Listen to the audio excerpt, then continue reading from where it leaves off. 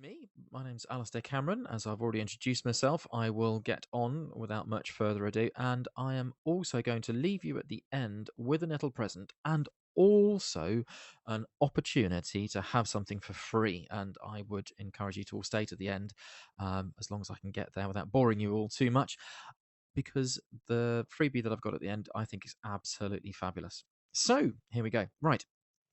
There are some specific areas of leadership and management that I've been sort of extracting from the various different criteria and inspection points, and I've broken it down into the following areas: community wise, teaching wise, governance, and management too. So we'll get around to all of these as quickly as I possibly can. When I'm talking about community, one of the things that Ofsted goes on about is in terms of community engagement. There are a number of ways that its learning can support community engagement. And as a leader of your own institution, its learning presents itself and leans itself very well to getting in touch with and having an opportunity to collaborate and work with all numbers of different stakeholders in the community. One of the things that instantly hits home in terms of community obviously would be parents. How does its learning support working with parents?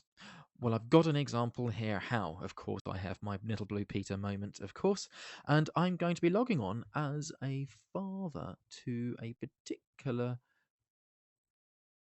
child. And here's one of the interesting things that its learning provides. As a parent myself, I had a wonderful experience not so long ago. In fact, this time last year was the second month in which my own children were starting to use its learning. The magnificent experience that I had as a parent was going to pick my children up on that rare moment that I actually get off in time to go to school and pick them up. I went to school and picked up my 5-year-old and 7-year-old children, and the first thing that my 5-year-old son said to me at the school gates, and I couldn't believe this, and I still hold this very dear in my heart, was, "Dad, can I go on its learning tonight?" Normally, he'd ask me things such as, and I'm sure you're familiar with this, "What's for dinner tonight? Have you brought me a snack? Can I play on the Wii?" All those sorts of things. But the fact is, he asked to go on its learning when he gets home. We got home. He logged straight in to my laptop, dragged it off me, and showed me some fantastic things that he'd done in school and also on a field trip as well. As a parent, that was magnificent because I could then have much more engaging questions and I could push for deeper answers from him rather than just what did you do at school today and wait from that right moment in time to get a response. The response was instant. I could say, "Ben, wow, I can see that you went to the Sea Life Centre and you put your hand in the tank. Oh, wow, these are great pictures that your teacher's taken and shared with me online." It really brought out a fantastic father son moment there. My 7-year-old son, a very similar sort of experience. And in some respects, even greater because the teacher had listened and learnt from some of the homework that had been handed out prior to using its learning on paper, where Josh had to do some specific homework tasks in maths, but I'd been trying to help him using different methodology in maths to that which he had been doing in class with his teacher. I was able to support him and help him with his homework in future simply because the teacher had videoed themselves in its learning with no other software required and had shown me the workings and how they were expected to do their homework. Obviously, Josh was then able to go and do his homework supported by me and a much better experience that time round. As a parent using its learning, I can't think of a better way to have that sort of relationship enhanced between school and home by the use of the platform in a number of different ways. That was all without actually using a parent portal, which is now where I'm logged into inside its learning. This is a particular parent portal where, as a parent, this is just a mock up.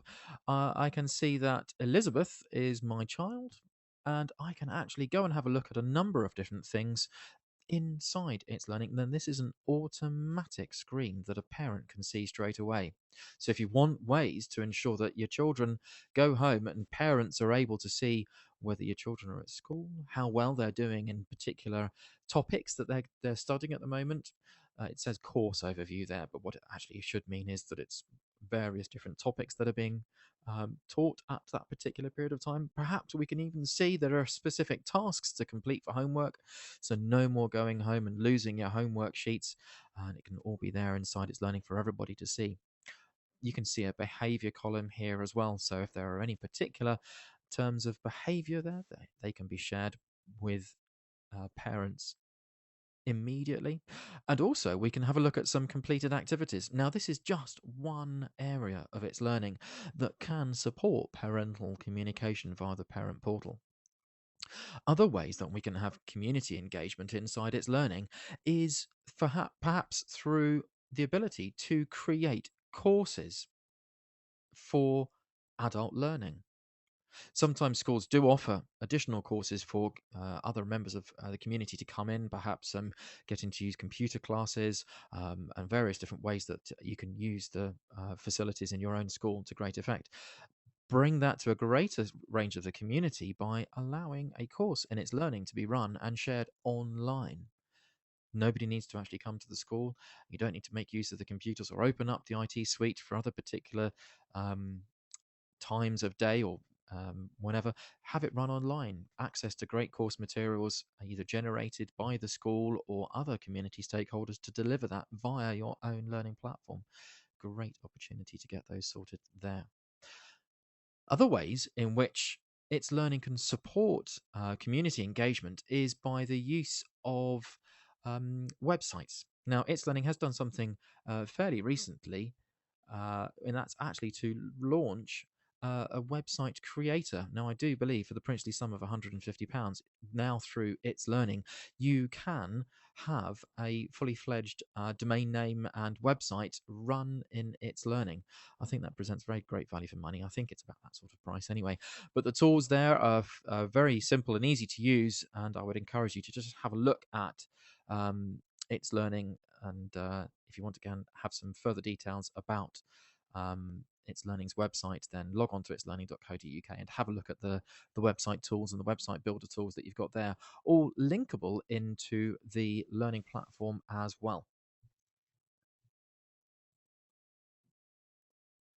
Next, I'm going to just drag that over there so we can go on to the next area.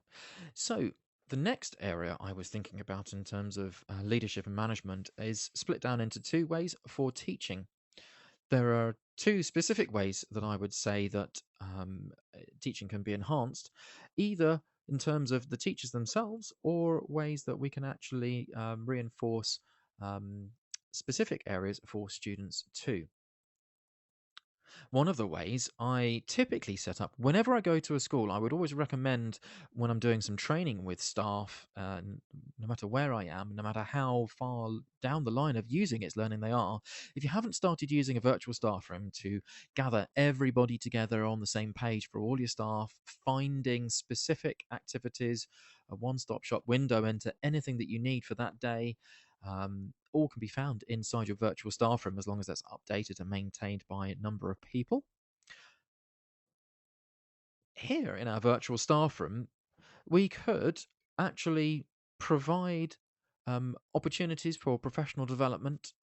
In a staff room, we can actually have a number of discussions taking place about sharing ideas, perhaps in teaching practice, or as you can see on the screen here, some rather interesting websites that you might have used in your own class with your own students and you recommend to other teachers to use. Just because one resource is specifically able to be used by a certain age range or ability range doesn't mean it can't be used in different ways by different people. I think that having shared this particular staff room with a number of teachers recently in Germany, really switched on English teachers teaching in Germany, that is, really switched on the hearts and minds of teachers and realized that there's a whole world of possibilities in terms of just simply resources available out there to be used and tapped into. That's me popping back into my webinar area here. So, the very simple way of creating a course that can be run specifically for members of staff, perhaps offering a course for newly qualified teachers or offering additional professional development using online learning, how to blend, whether you're probably doing that or maybe not. And ways to perhaps flip the classroom works equally as well for children at primary and secondary stages, an opportunity to actually change the model of teaching using the learning platform, whereby you are sending the learning home with the children so that your children are actually learning online, perhaps through some videos and opportunity to engage through content that you have made available to them, so that the normal teaching practice is done by a student at their own pace, at their own time. We're really fostering inquiry based learning activities there, and then save the homework for the class time. So in class, you can spend much more time with your students actually focusing on doing that specific task. And I've got some examples of how the flipped classroom works in practice if you'd like to stay on at the end. There's one quick question here as we go. Does a parent need a unique logon to see a report, as I just demonstrated there, or can they use the child logins? You can actually use the child's logons if you want to share that with a parent. I wouldn't recommend, purely for safeguarding issues, that children do share their own particular passwords and usernames with parents. And if you're currently using the parent portal, it's absolutely free to use. Make sure that you've got it switched on, and there are some help files inside its learning to be able to access the parent portal. Sorry, I should have spotted that question earlier. But moving on. Right.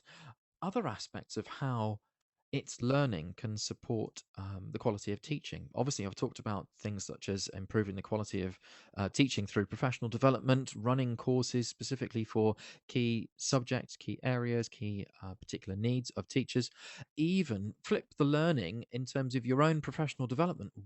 When I'm running a training session, I'll normally try to actually send a course out to the teachers before I go there and see them. In that course will be materials, that'll be exercises, and even perhaps a quiz or a survey to understand what my teachers expect, where they are with their current knowledge, and then I can go into that session the following day and deliver a session which actually precisely nails the needs of the teachers in that training session. I also follow that up with perhaps a questionnaire to understand where my teachers are with their next phase of learning, what they want to achieve, and perhaps if there are some things that were missed or not quite understood, then they can cover that. And more often is the case than not, and as equally is the same with students, when I'm asking a question of teachers in a class situation, if I've got a number of teachers, up to maybe 30 teachers at a time in a room, not everybody is willing to answer the question in the room at the time. I'll use a survey inside its learning to allow my students to formulate their questions when they're ready to let them ask those questions to me. They can do that in a discussion, and we can answer that in an equal and safe way online inside its learning just by using the discussion tool. They can ask questions of me anonymously if they're a bit embarrassed about perhaps not paying attention. Got lots of things to think about as teachers, I know, when we're going through the training. But also they can ask them and be named so that I can pinpoint specifically where the learning needs to take place and how I can support staff moving forward with their knowledge and use of its learning. Specifically for students, however, some of the particular phrasing that Ofsted uses is that a school's curriculum promotes and sustains a thirst for knowledge and a love of learning. Now, one of the things that I've been talking about here in terms of flipped learning is putting the learning, putting the research and understanding in the hands of the students themselves. I can't think of a better way to do that than using its learning as a specific system of providing access to high quality resources in one specific area that your students can go to, be safe in, and collaborate in to ensure that they are learning together at the right pace and very individual as well. In that way, when a student feels more empowered by what they are learning, they will want to come back. They'll want to share that experience with their peers and with other people as well. I once visited about a year or so ago a primary school, who were using It's Learning, and they'd actually had a class session run, and I think it was a year 4 student came up to me. They'd recognized me from a previous training session and wanted to share the experience of how they'd learned specific things about Black history. And that to me was absolutely fabulous because the child wanted to share the knowledge that they'd had um, with me from the last time that they'd come in and we'd run a session together, which was absolutely marvelous. So in terms of teachers, I think covering that through courses for professional development and discussion and sharing and fostering ideas through a virtual staff room or specific courses for specific needs, through enhancing the quality of outcomes for students. Obviously, that's on another webinar which focuses about the achievement for students as well. Is something that is worth exploring again in the future, and that webinar is also up available for you to explore again. One of the things that, moving on from students, following in that same vein, would be that a school has specific policies set up for progress in literacy. Now, one of the things that It's Learning can support very, very neatly is the ability to demonstrate progress in any specific way, in any specific topic or subject area. Not only can we enable progression to be demonstrated visually, we can also ensure that it is um, clearly manifested by any child at any particular point in time using the number of tools in the platform itself, such as setting assignment tasks and in that task actually demonstrating a student's ability at that particular stage in literacy through using audio and video and text in discussions, in assignments, as I've already mentioned, and also tracking that progress through too. Now, I'm actually in a particular course which is not set up for students at the moment, but you'll see here that. Now, let me go into another course that will allow me to do that here. Popping into learning French.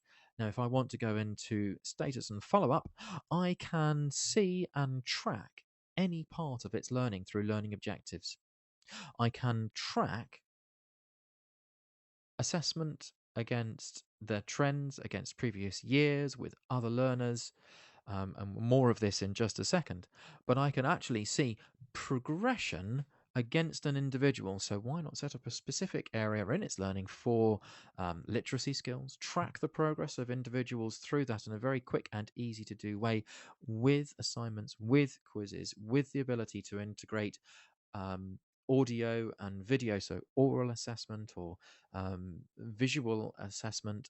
I am talking in terms of um, particularly formative type of assessment here, so that we can ensure that our children are progressing at the rate we would expect them to. And it's a simple matter of pointing and clicking and choosing how we want to demonstrate progression of individuals as well.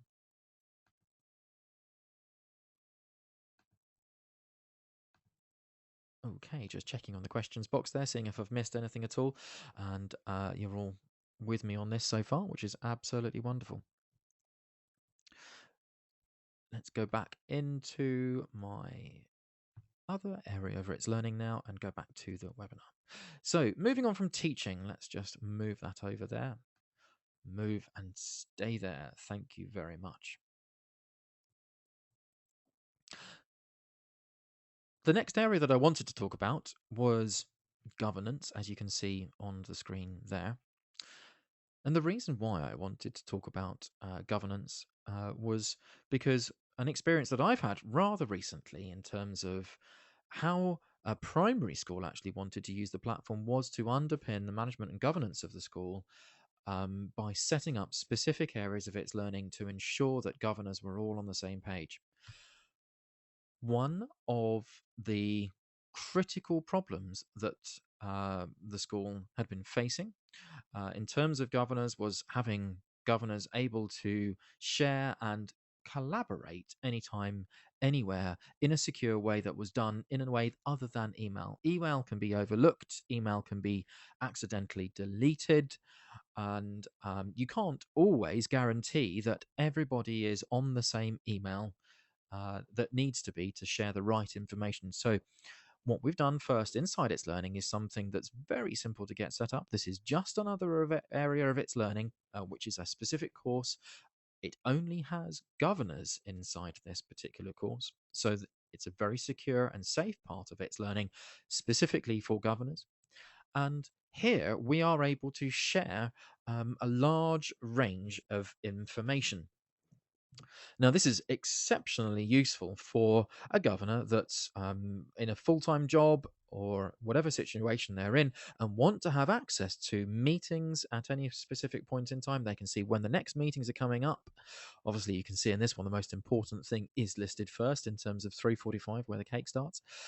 And also, we can then set aside parts of our calendar to ensure that we are then going to take part in those meetings as and when we're needed for the specific different governors' meetings.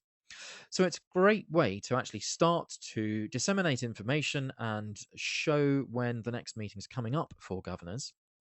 But over on the left-hand side here, you'll also see specific areas that are dedicated for individual needs. We've got full governors minutes um, available as downloadable and shareable files. More on the sharing in a second. We've got premises meetings, curriculum minutes, SEF documents, reports from the head teacher, and also the annual safeguarding reports, and much more besides that can take place inside this. This is just one example of how that is able to be set up. Not every governor's meeting needs to be the same in terms of the attendees. Obviously, there are specific areas that various different areas of the governors need to be, and those that are on the committee for premises don't necessarily need to see what happens in the curriculum area. However, they may need to dip in and out of each other's areas or specific files on documents at particular times. That can be done very, very quickly by actually setting permissions on any area of It's Learning as necessary. And this is how we do it. We simply just add a folder, and we'll call that folder um, finance, for finance people only. And we'll save that folder, and straight away it's going to be giving me permissions to that folder, and it allows me to select who can then see this folder. Once I've set those permissions up so that the right people I want to select who can see and participate in that folder, once I've set that up, nobody else can then go and see that apart from the people that I've specifically put into that governor's area. So we've got a nice, safe, secure way of working inside It's Learning for governors to and effectively manage every area of their committee meetings and notes and minutes and discussions ongoing as well. This is also really useful, as one of the things that does tend to get forgotten a lot is governor ID numbers and how to find people, etc. If we need phone numbers, a whole array of really useful information is kept in here. It's school specific information and can be shared very quickly and very easily here. One of the little known things about It's Learning is also, now, as if I was a member of if I was a governor for this particular school, I wouldn't necessarily want to have to dip into It's Learning all the time just to check things that are happening here. You may or may not be aware that as a governor, or as a staff member, in fact, if you have email as a student as well, you're able to set up It's Learning to what we call alerts. If anything changes is added into this governor's course, an alert can be sent via email to the person that subscribed to those alerts. So if I'm a member of the governing body, I can then subscribe to those alerts, and it'll tell me anytime something new is added in. So all I need to do is just check my email on my phone, on my system, on my iPad or laptop, and I'll have access to the latest details that is coming through from It's Learning. So prevents you having to log on to another website all the time. And I'm sure you'll find that useful. There are other ways that we can actually set up It's Learning as well, so that not everybody needs to then be able to put things into the governor's area as necessary. For example, if I've got the premises meetings, I don't want the curriculum team to be putting information into the premises minutes team. So I can quite easily lock down the premises area so that no other staff member or governor can then put things into that area if you don't want them to. Obviously, they can if you need them to. Documents can be edited in line in here as well. So if somebody's going to be taking minutes, the latest minutes can be updated without even having to save that document and then re-upload it to the platform, so you can see minutes as they are happening at every single governor's meeting. You do need to have Microsoft Word or PowerPoint or the Office suite installed on your machine in order to make that happen. Okay, let's just move on. We're coming to the end of time, but one of the last things that I wanted to talk about is on my list before I get onto that little freebie that I wanted to talk about is management. Now, various number of ways that we can support management in a school. One of the simple, quick, and easy ways for us to do that is through our integration with any MIS system that you possibly have. Now, in terms of what that means, I'm talking about integrating your MIS system into its learning so that we are able to suck out details of your students, provide them into its learning so that anytime any changes happen in Sims or CMIS or whatever MIS system that you have, they will automatically be updated into its learning. So it means that you don't have to constantly affect any changes in terms of administration, and it keeps the administration of its learning very much down to a bare minimum. So that can save time and save effort. One of the other ways that we can also support management is if you have an inspector with you, or you're wanting to actually look at how the school is running as a whole, there are a number of things as a senior leader you can dip into various areas of its learning to track a number of different things. We can look as an administrator in its learning, or as a senior leader, into a number of different areas of its learning. Perhaps I want to go and see which courses are being run online in its learning in my school. Perhaps I'm not even a member of that course at the moment. So I might want to then go and see what's in a phonics course, or if I want to go and see what's happening in a reading club, I can choose as an administrator in its learning to be enrolled into courses that I've not been currently invited into. And once I'm enrolled in those courses, I can then quickly go and link into that course to find out what's happening in that course as well, and to demonstrate specific things that may be required to be demonstrated to an inspector. For example, if I want to dip into what's happening in learning in French as an administrator, I can see that there are lesson plans taking place with class activities, but I might want to actually go and see the assessment record and actually show, for example, whether homework is being set, whether it's actually being done, and whether there are specific types of feedback that's taking place. So we can go and dip into any particular course that I want to.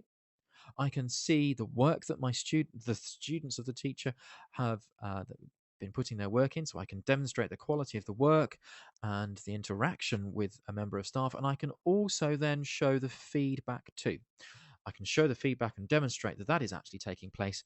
All of these tools are really powerful for any leader of a school to actually be able to say, let's see where our students are with our learning. Let's see where behavior is with particular classes. And if we want to, we can actually see a progression of specific students, or overall as that particular class or group of learners are at any particular moment in time. So these areas of its learning are really useful for supporting teachers, supporting senior leaders. Now, there's a question I've just seen popped up, and I might have moved on past this. A question regarding permissions. Now, I can demonstrate this here. Who can set the permissions anywhere inside its learning? Everybody, or only just one particular person? Well, the person that typically created that course is the person that is able to set permissions. One of the great things about its learning is that you can disseminate that to other people as well. So you can give responsibility to other people. So if the question is regarding to who can set permissions for activities and resources in a course, then that would be the person that actually creates that specific course themselves. They are able to set the permissions. However, you could, for example, set a course with a particular folder and give permissions for specific students, for example, to start to add items into that course, into that folder. Sorry. Great example of doing that, and why you'd want to do that is for maybe some peer assessment activities. In a course, we can create a folder. So I'll do this just right here. I'll add a folder, and I'll call that assessment. I'm typing round a microphone in front of me here. I can't see my own fingers type. I do apologize. And I will say manage folder permissions and select which elements can be added to this.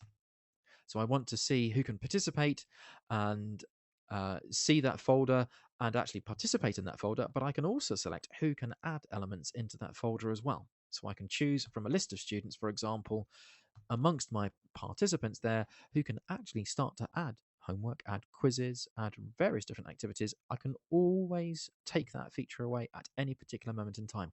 Great opportunity here to allow your students to be more in control of their learning and actually demonstrate their understanding as well. And hopefully that will answer that particular question. Okay, so let's just go back into my course. Apologize about dipping in and out here, but I have slightly overrun the time here. But hopefully, you've seen some of the ways that its learning can support management of a school or senior leaders in the school. We've talked about governance and the way that its learning can support governors sharing and collaborating inside its learning, making sure they get the most out of the school and ensure that they're working on the same page at all times. We've shown you how, in terms of improving quality of teaching and outcomes for teachers and also for students as well. And we've talked about its learning supporting the community as a whole. So hopefully, I've touched on some areas that can show and demonstrate value in using online tools when having inspectors working with you in your own school. Lastly, but not leastly, I did say that I was going to give you a little fun freebie at the end here. And this is something that I am particularly proud of as well, because I am going to now provide you with a link to a free um, teacher conference, which is taking place over the rest of this weekend. I've been very privileged to actually take part in this conference in the past on a project that I was working with as a Comenius project. I was able to demonstrate the power and uh, outcomes of a Comenius project run across nine schools in 9 different countries using its learning. The Reform Symposium, called RS Con, is running again this year. And over this weekend, there are a number of keynotes taking place and about 100 odd different sessions taking place from educators from all over the world. This is a fantastic conference to take part in. And with the plenary online live by Sugata Mitra, I can't think of a greater thing to be doing with your time over the weekend. I'm going to be taking part in this as well, and watching some of the keynotes and taking part in some of the different sessions and some panel discussions too. Some really great things taking place here. If you have a look at some of the keynotes, these are educators from all over the world. From Steve Wheeler from Learning Technologies down in Plymouth University, all the way through to bloggers and maths activists as well. Some really great people here on this conference, and all you need to do is just go to www.futureofeducation.com if you want to take part. And I hope you have a great time in that, and maybe see some of you there on that too. Now, I did say that I was going to leave some time for questions at the end. And if anybody does have any questions that I can try to answer, please be nice. I'll try and answer those questions now. If anybody would like to take the mic, I am more than happy to pass the mic over. And just pop me a question to say, can I take the mic? And I will hand over the microphone to those that want to ask any questions.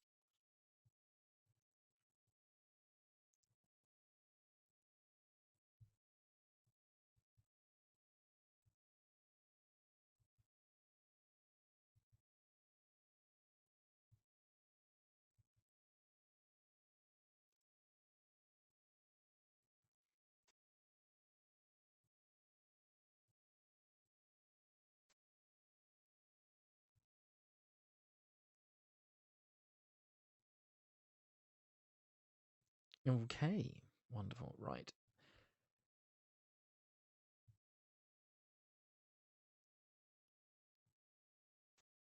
Okay, so one of the questions that's just come through is where will I find more information on parent portals? Do I recommend some good support areas? Now, I will be able to provide you with some handouts that I've got. I'll email across to you all some handouts that I've got on Parent Portal on setting it up. I'll also get one of the things that I actually find quite useful for people. If you think this is going to be a good idea, then I'm more than happy to do this. I've also got a YouTube channel that I run with hints and tips on getting things set up and running, and some ideas as to how to get to use them, etc. In using the parent portal. So what I'll do is I'll get a quick video together for you over the course of the next day or so on using the parent portal. So if anybody's got any questions, they'll be able to go to that video on YouTube. I'll send you all the link. You're all registered for this webinar, so I should have access to that, and I'll be able to send you some details on getting the parent portal set up and running. But it certainly is a great tool, and a great way to get parents more on board with student learning, and obviously for parental learning too. Absolute pleasure. You're very welcome for that. Any other questions before I wind up for today's webinar? There's more in the series, and please do log on to itslearning.co.uk, have a click there, and you'll see some of the other webinars that we've got running. I'm just about to launch the next series that leads us up into Christmas as well. Where is the year going? And so do watch out for some of those as well. I'm thinking of actually running some SEAL focused webinars leading up to Christmas vacation as well. So I'm sure those will be quite interesting. He says, I hope. Right, wind this up. Just want to say thank you so much again for everybody's attention today. I hope you've all got something useful out of this. And if you've got any other questions, please do feel free to get in touch. Email me, alastair@itslearning.com. And hope to see you in the next webinar.